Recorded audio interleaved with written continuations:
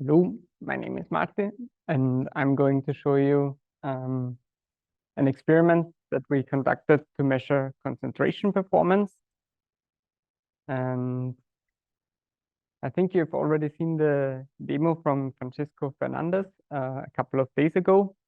And with the same experiment, we did a study with 23 people.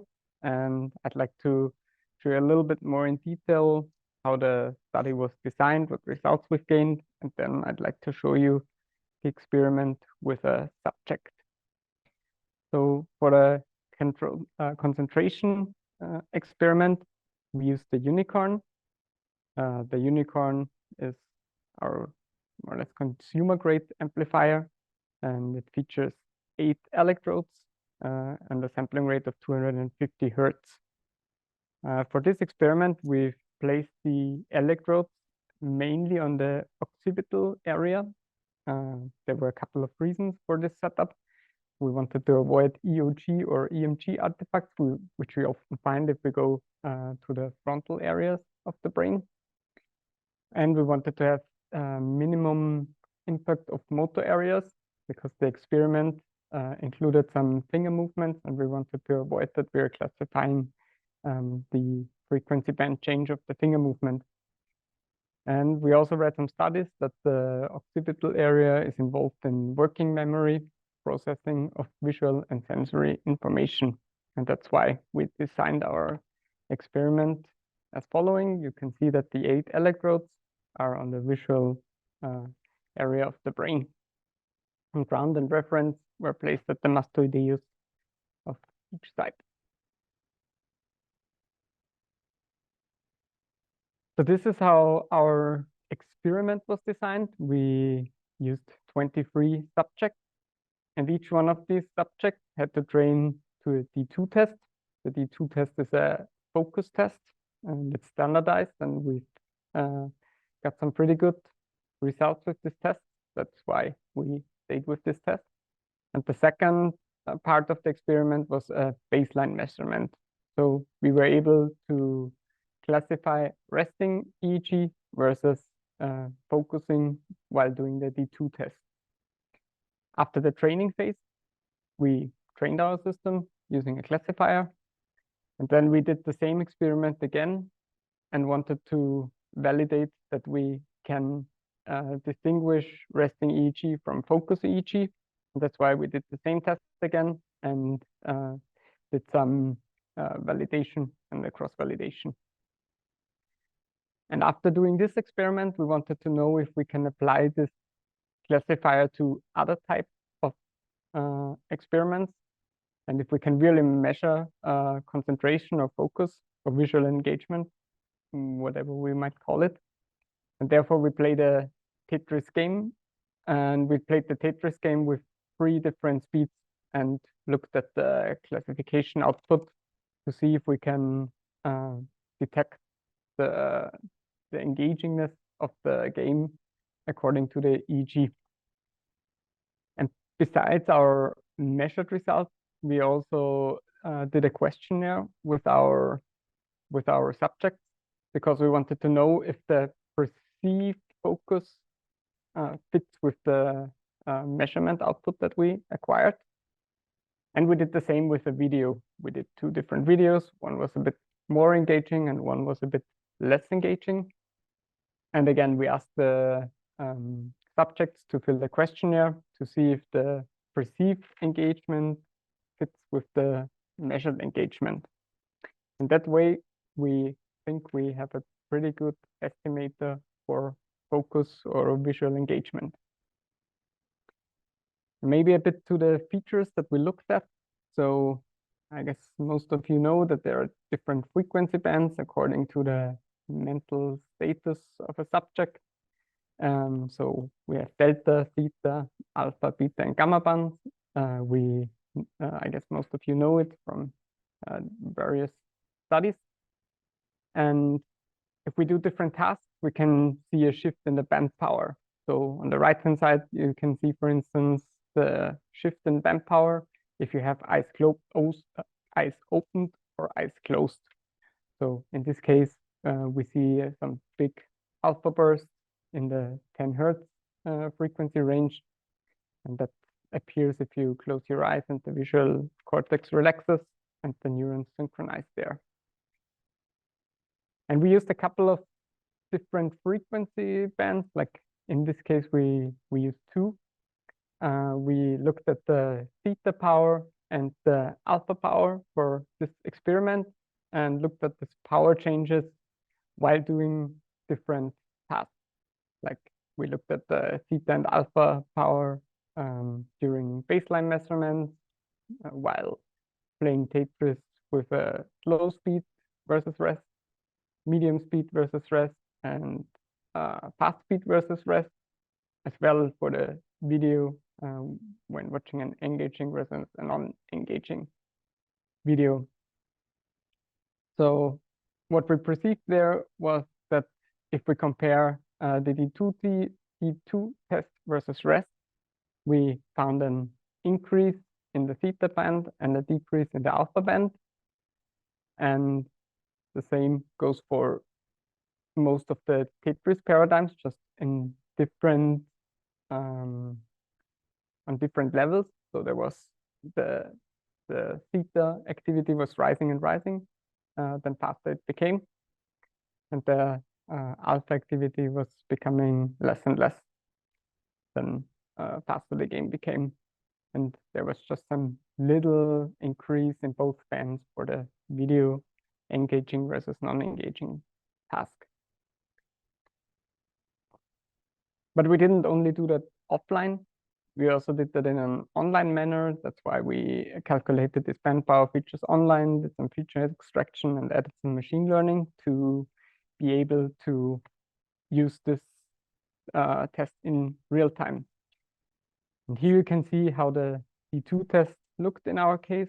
So we had a training phase where the subject had to look for the D with two items on bottom or top, or bottom and top, and he had to click only the Ds with two items. All the others were ignored, and if you selected a correct D2, then it was highlighted with the blue black background. And if you selected the wrong D, P, Q, or B, then it was highlighted as red, and all the others were ignored if you didn't click them. So this was the focus paradigm. And here you can see the two videos that we wanted to distinguish. So we had one video with very little action where we just had landscapes, just little movements, and we estimated that this is like a more relaxing video. And then we had a video with a little more action where we had some sports going on, hiking, climbing, and where we thought people might be more engaged compared to the relaxing landscape video.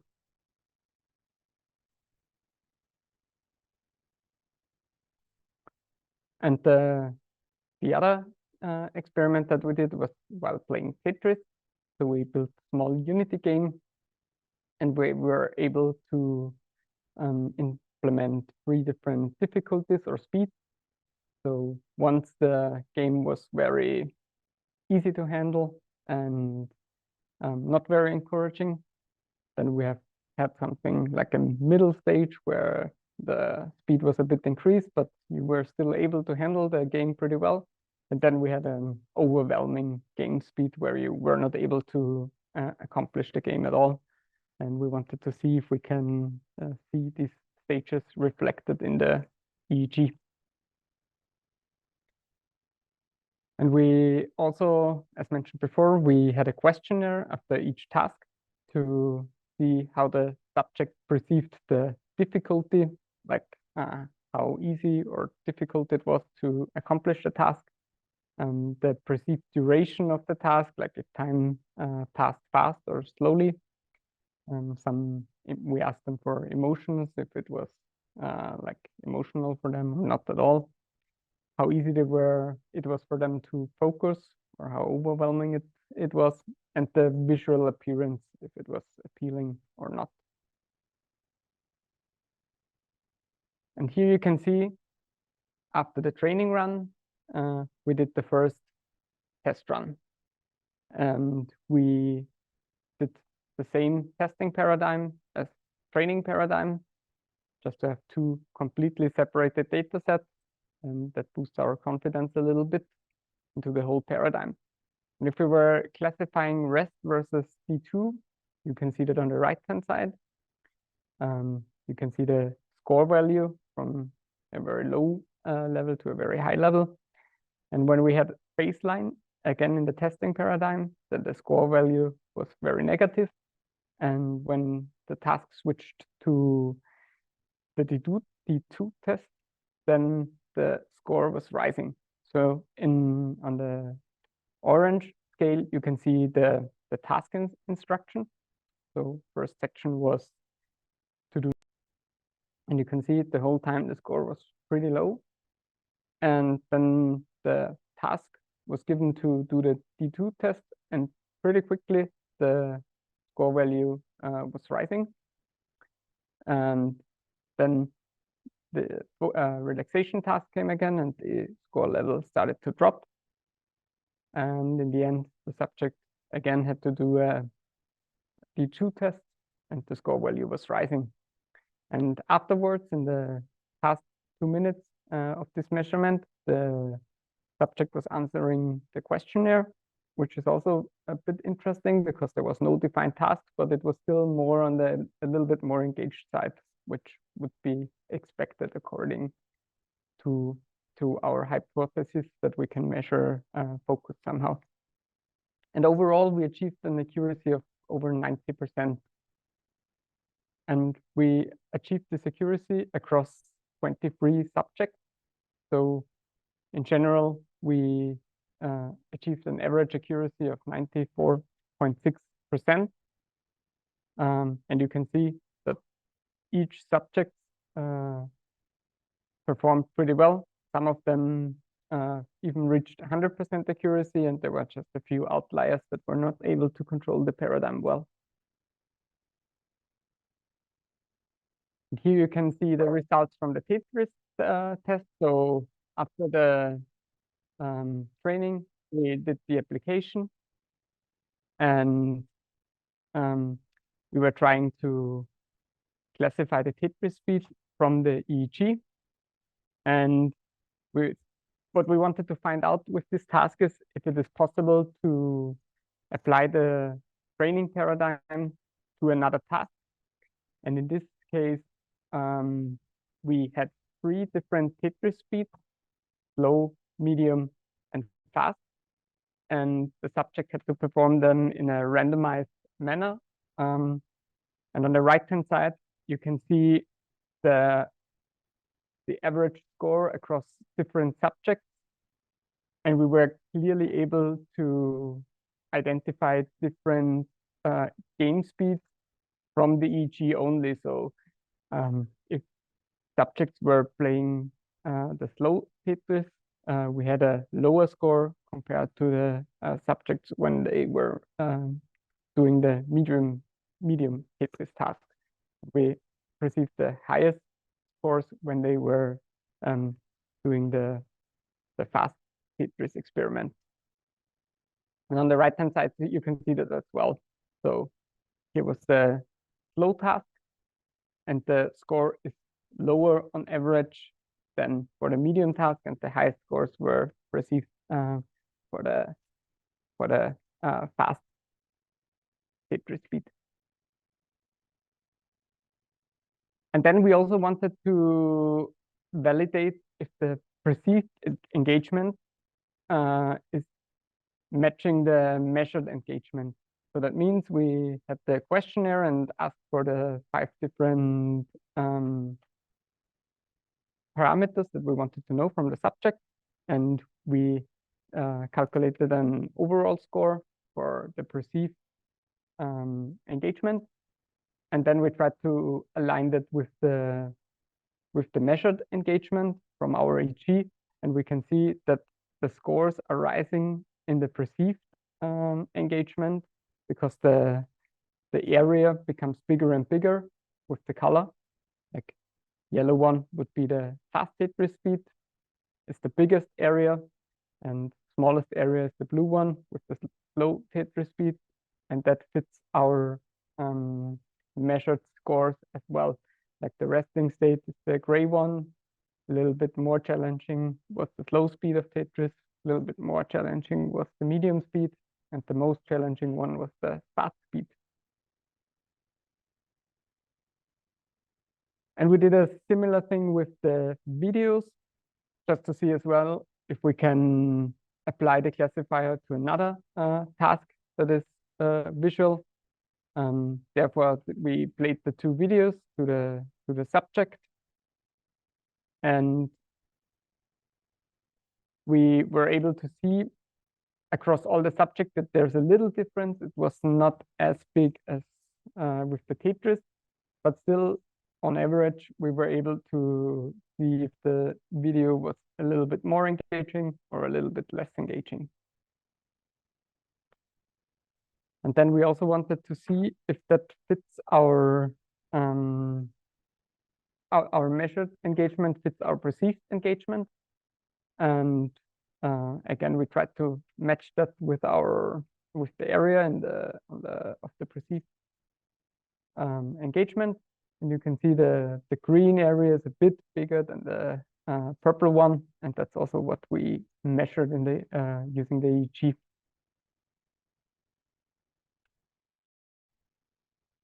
This is the final slide for the theoretical part. Here you can see the set score, which is our measured EEG marker for the engagement. So the higher the score, the more engaging the task was measured, and the perceived engagement is on the other axis. And also here, that's the overall score from all the sections that the subject filled out. And this plot means that if there's a rising line, then the perceived engagement and the measured engagement were rising with more challenging tasks.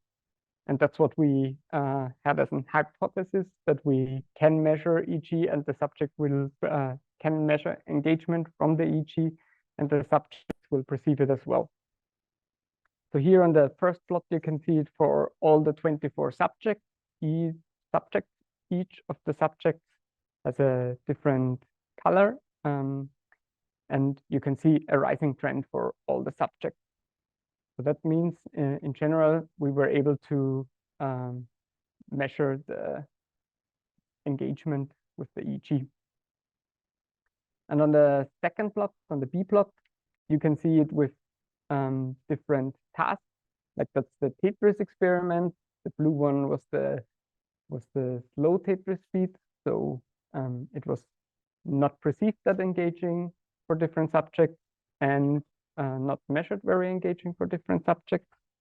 That's why it's in the lower left area.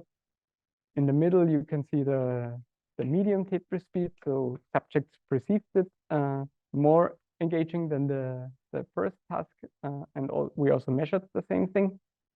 And the yellow one is on the top right corner, because the subject perceived this task as more challenging, and we also measured that one. And for the video, we're able to achieve the same thing. So in general, we think that the processing that we did there is a good indicator for visual engagement. And if you want to read more about this topic, there's a study published in the Journal of Neural Engineering that's called Real-Time Estimation of EEG-based Engagement in Different Tasks. You can check the results there as well. And now I'll come to the live demo. Therefore, my colleague Evgeny will pass by in a minute, and I'm preparing the software. And we will do the same experiment that we did for the study live now.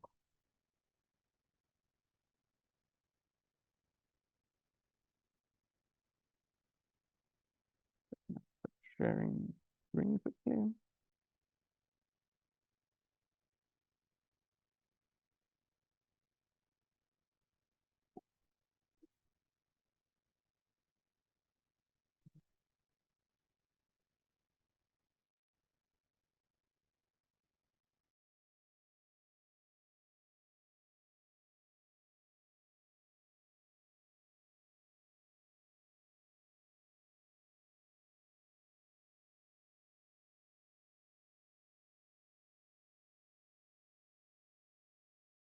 All right, switching the video input.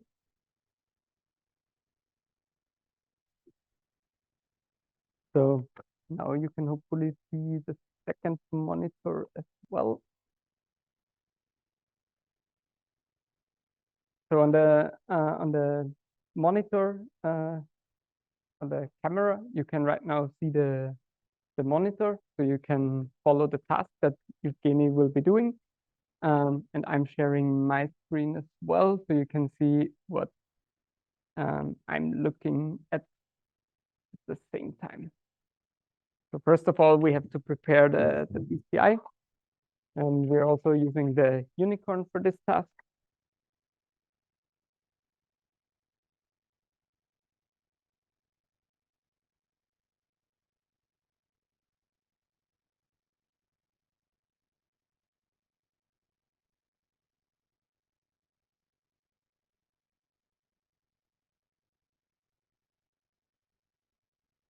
All right, so I'll maybe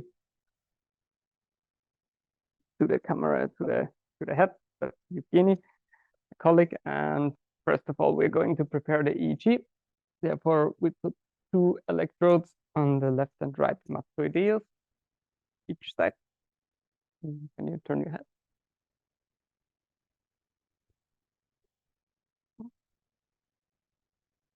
Right, fix that a bit.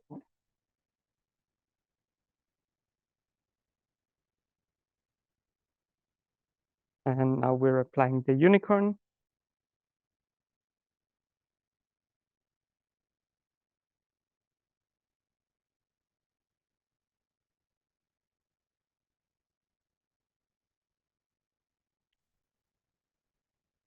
And I'm slowly preparing all of the electrodes.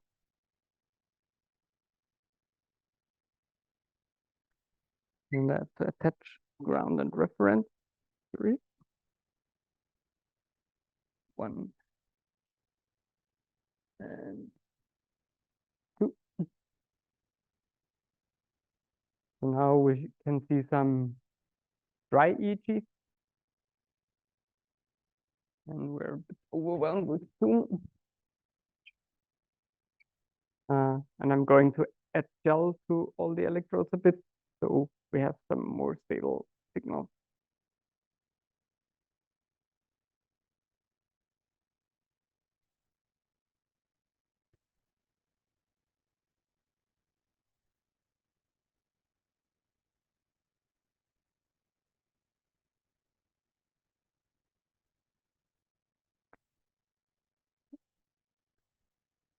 So we can already see that a couple of channels are becoming more and more stable.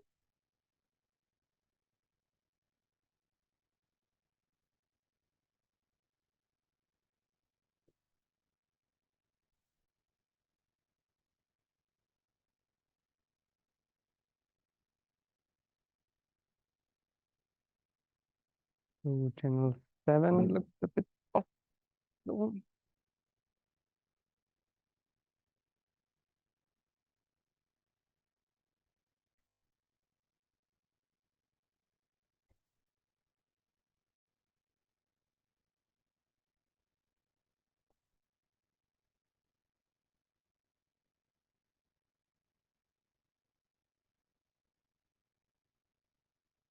So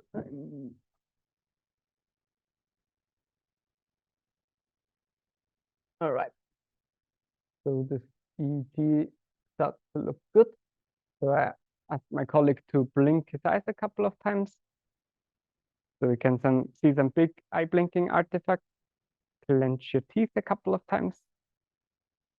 Yeah, we can see some EMG as well. And maybe close your eyes for a couple of seconds. And we can see some alpha waves as well. So the EEG looks good enough for our experiment. And therefore, I'm going to start the training experiment.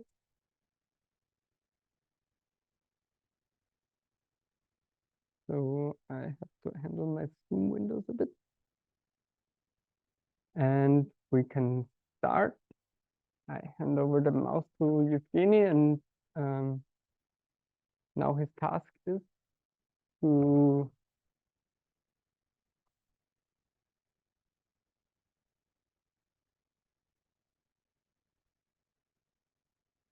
to look at the screen and click at the D2s that he can see. And all the other items should be avoided. And if he makes a mistake, it will be displayed. And that's the paradigm we used to measure if there's visual engagement or not.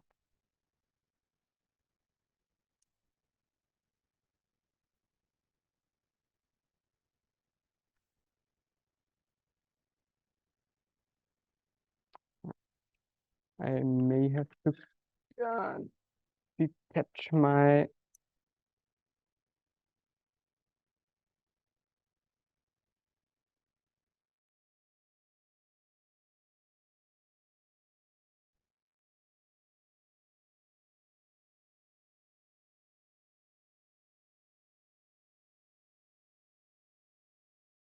Can you hear me? Okay.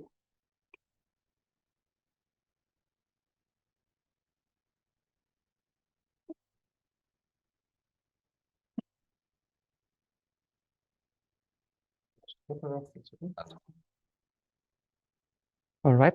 I hope you can still see my screen. And I'll ask again to do the training paradigm. We have to restart the application.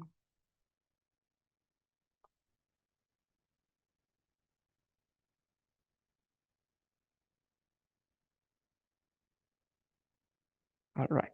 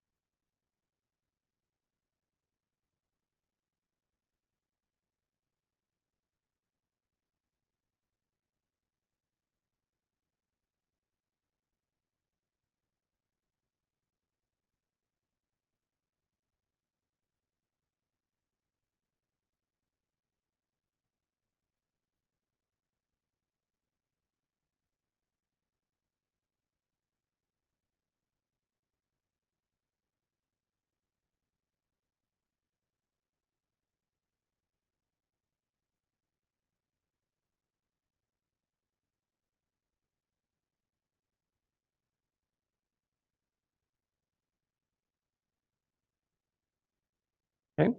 Now the second part of the paradigm, Evgeny has to do nothing, just has to focus on the screen and relax.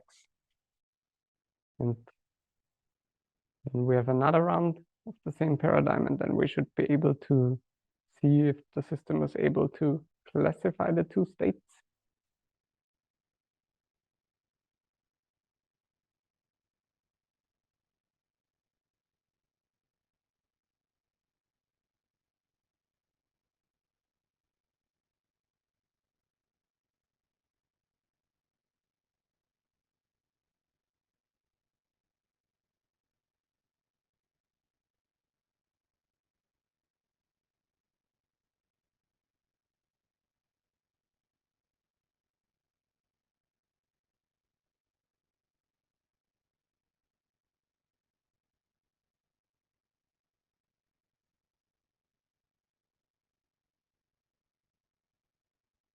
All right, so first round is done.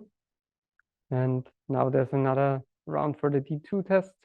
And we try to measure the focus state again.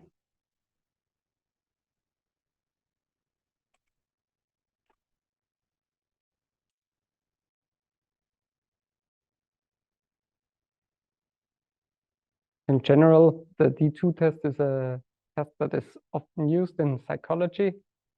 And we tried a couple of different training paradigms, and the D2 test was the most reliable so far. So as mentioned in the slides before, we were able for 23 subjects to get an average accuracy of above 94%. So that's why we think this is a good test for this task.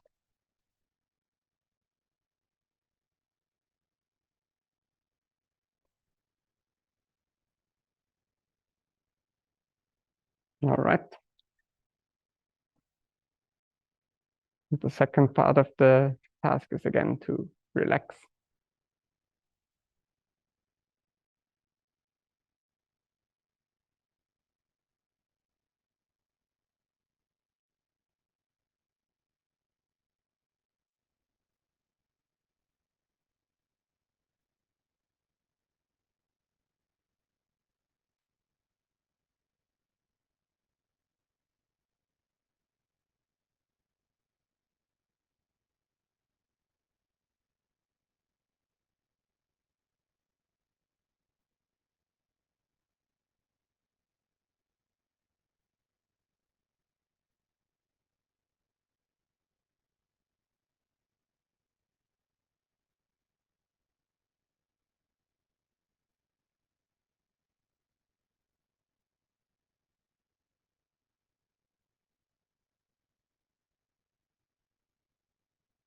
All right.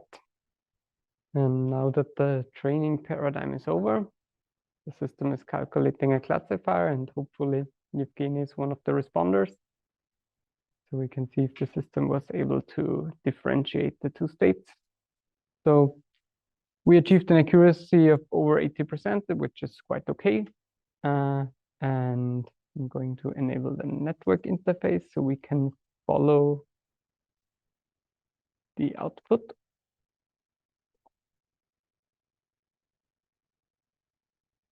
And now we can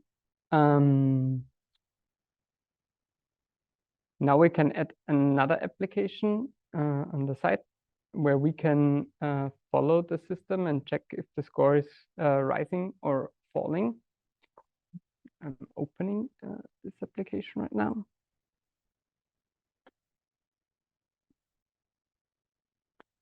And connect it.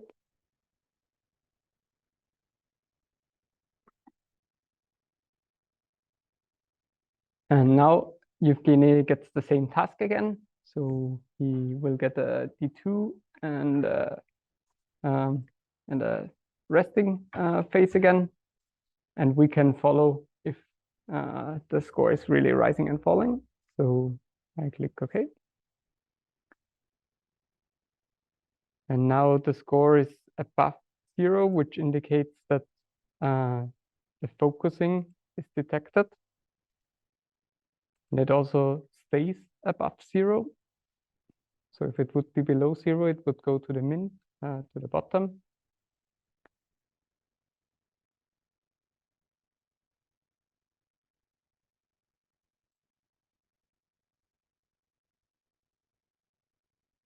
And now the resting phase.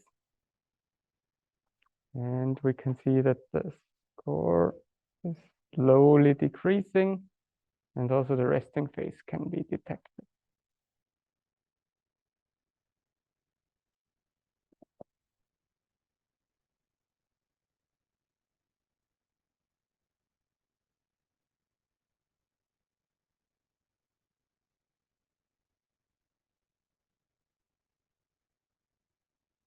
Okay. And now we can observe the same paradigm while doing a game, for instance. Therefore, I quickly have to extend my screen. So Evgeny can do another task on the second screen.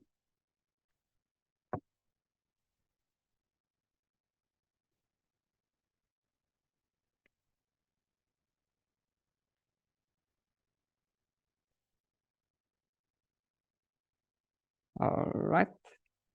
I'm sharing my screen again.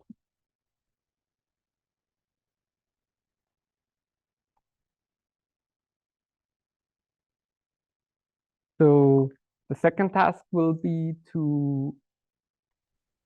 So Martin, at the moment we don't see something. Oh, sorry.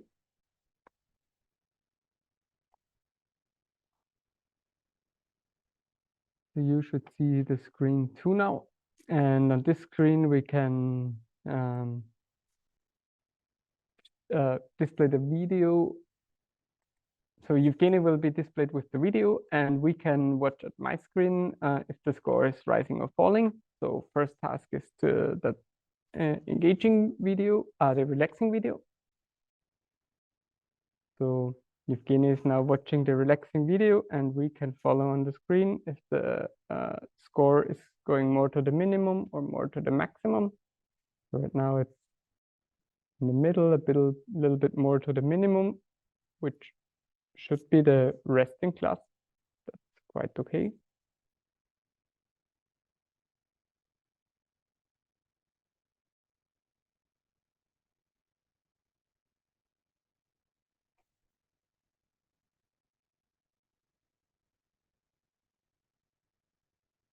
Yeah, so score is still more on the minimum side, floating around a little bit.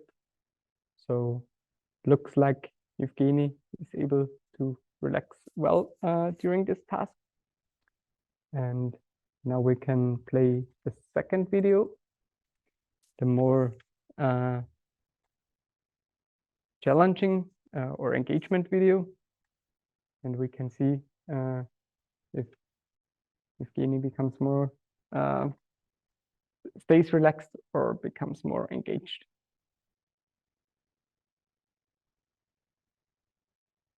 Oh, we lost connection.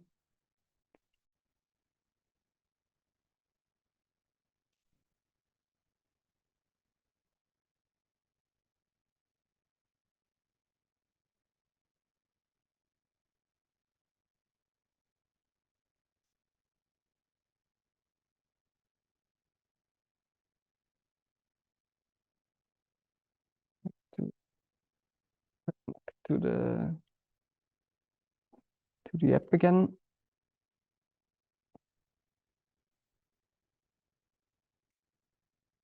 Stop the icon quickly.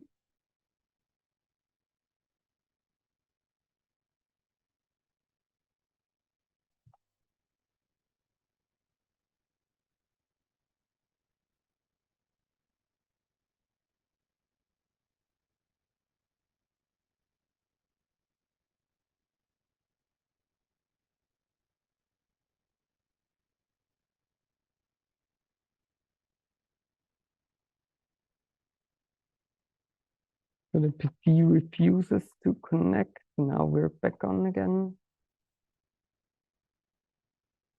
I quickly stop sharing. Maybe Zoom is overwhelming a bit.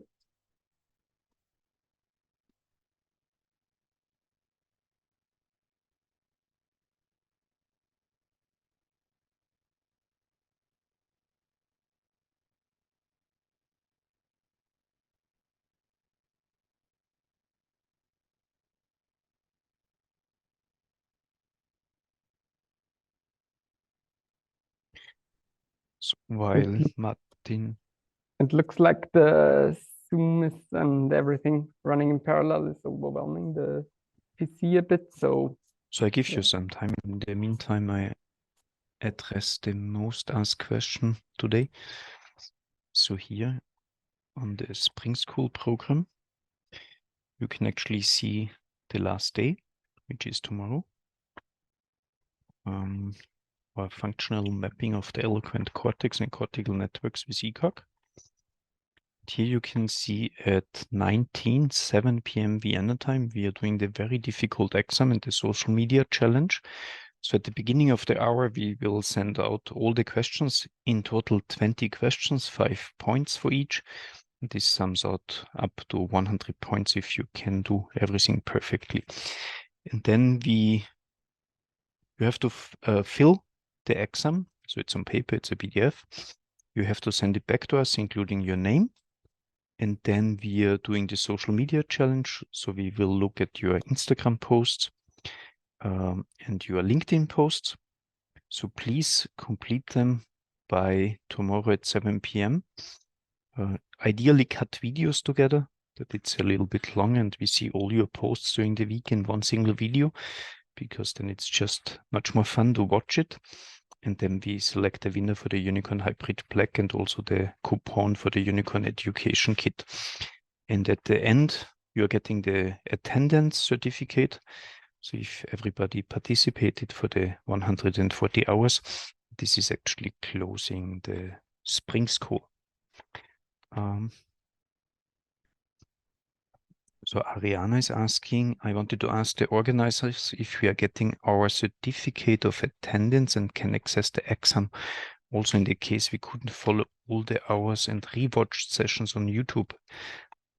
So you have to watch the videos so that you get all the 140 hours and then you qualify for the participation certificate. Everybody can, of course, participate in the exam independently if you watched or not. If you can answer the questions, you are good.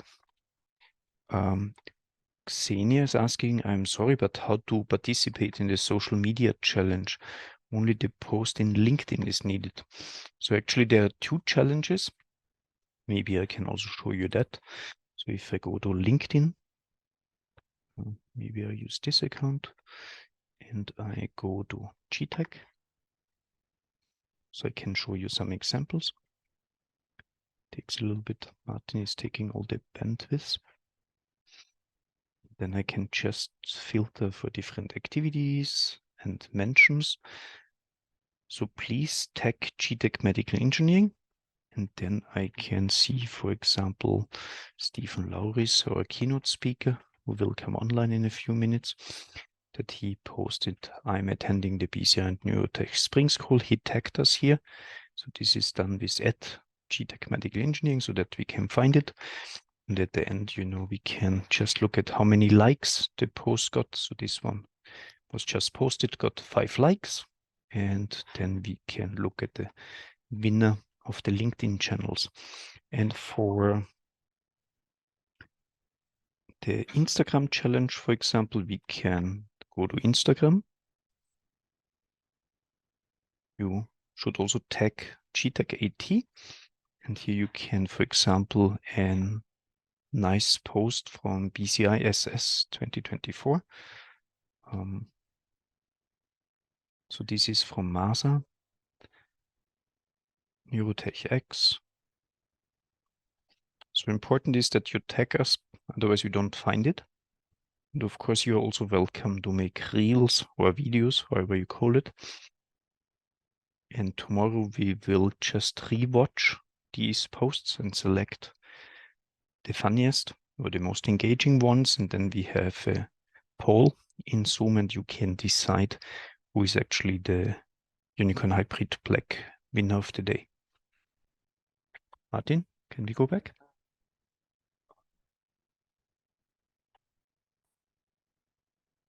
Then I...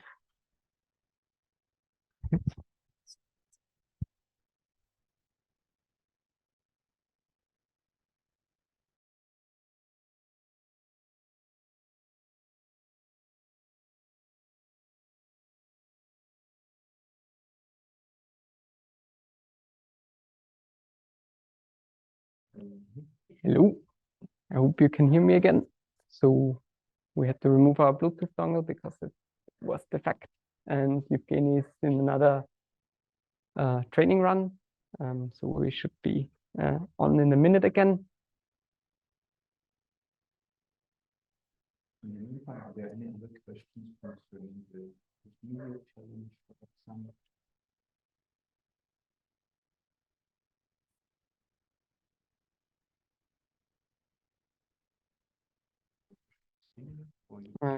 He's using the mouse at the moment, so I cannot move it. 2 minutes. Any other questions?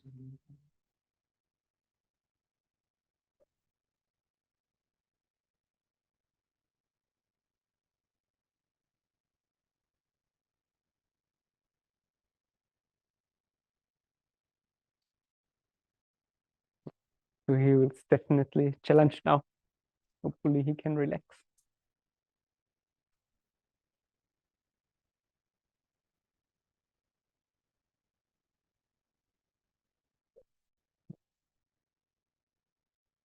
And I'm taking the screen over again.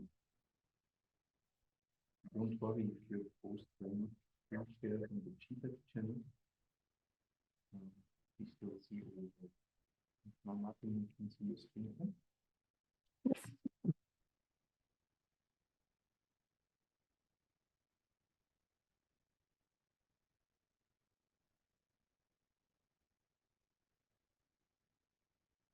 So we currently had a short connection issue with the Bluetooth dongle, so I removed it and we have to redo the training, but then we're back on the live demo again.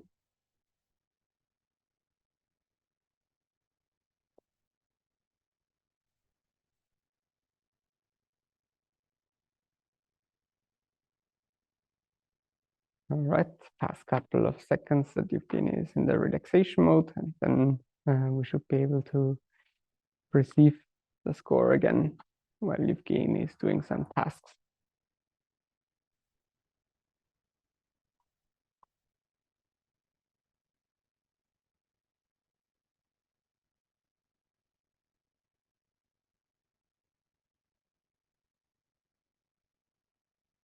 So again, similar accuracy, that's good because it means that it's also reproducible, what we have been doing in the previous experiment. We're again sending the score value so we can follow what's happening. And then we can again add a task, and we can follow the Tetris game while Evgeny is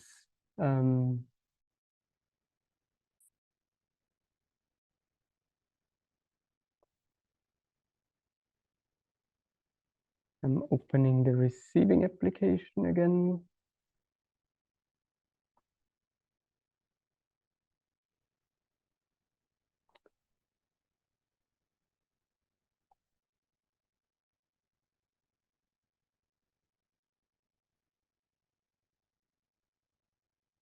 And Evgeny now has to play Tetris while we are looking at the score. I think it's not a good idea to share both screens again, so I can comment it. We're receiving this.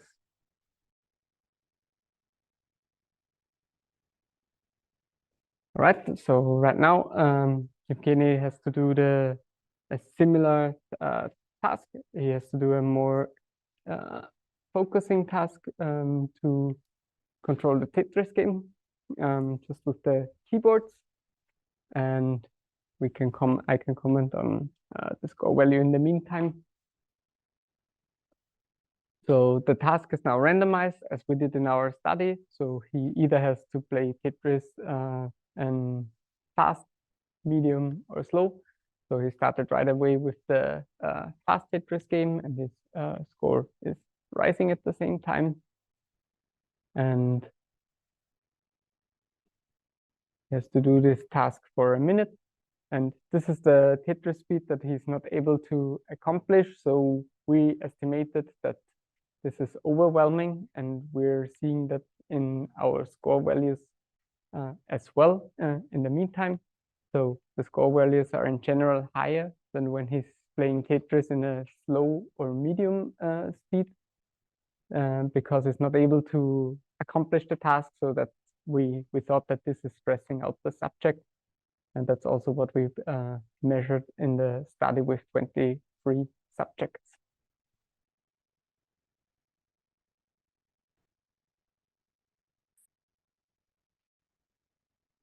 Now the fast speed is over, and Evgeny can relax for 30 seconds. So that we did that to ensure that the subject is relaxing again and the score level decreases to baseline again. And then we can start with the second task. And this is again a randomized task now. And it's another Tetris speed, and we can hopefully see that the score value rises or falls accordingly. So right now, that's the slow Tetris speed. It's very underwhelming, and the scores are similar to the resting state because the task is not very challenging at all. So In the study, as mentioned before, we did 3 different levels. One was underwhelming, one was overwhelming, and one was achievable. And we were able to classify these 3 different states from the EEG only using the score value and the training paradigm that I've showed previously.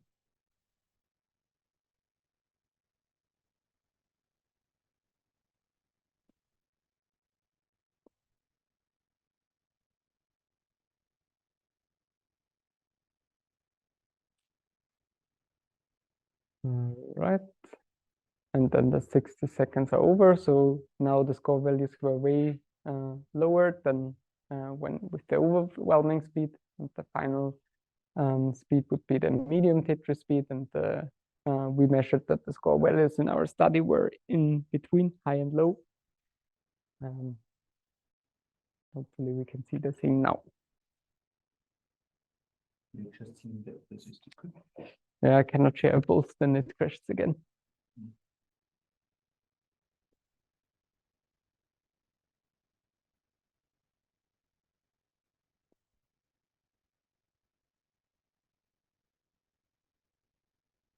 So this is the final state, and after a minute, when Evgeny is done, you have seen the same experiments that we did with our study, which looked at the video while observing the scores, and we saw that the score for the relaxing video was pointing more to the relaxed side, and for the a little more engaging video, we saw at the beginning that it's pointing a little into the stress side, but then the Bluetooth crashed, so I reconnected the device now. And during the Tetris, we had the same behavior, and that's what we did with our cognitive workload studies. All right, then I'm already, it's 55, so we have to come to an end, and I can answer some questions now. People were asking about the cognitive assessment in the meantime. Is there anything you could show now? Like as shown before, we had the score value that was the bar rising and falling, and for the Tetris game, what we've observed in the study, here's for instance the score value of one subject. The medium speed had a lower score level than the high speed, and the slow Tetris speed had the lowest score. And for the video, it was the same. So the non-engaging video didn't have such high score values than the more engaging video. This is done due to the changes in the end power that we are able to distinguish with our classifier. Okay, thank you very much. And initially we used also Tetris for calibrating the BCI system, but then we figured out it's not really good because either you are underwhelmed because it's so easy, and then it gets fast and you are immediately overwhelmed within a few seconds. So it's very difficult to find this steady state of engagement. So the T2 test that we're doing, otherwise it's much better because it's really outperforming the person, and then we can nicely calibrate. Evgeny and Martin, thank you very much for the presentation.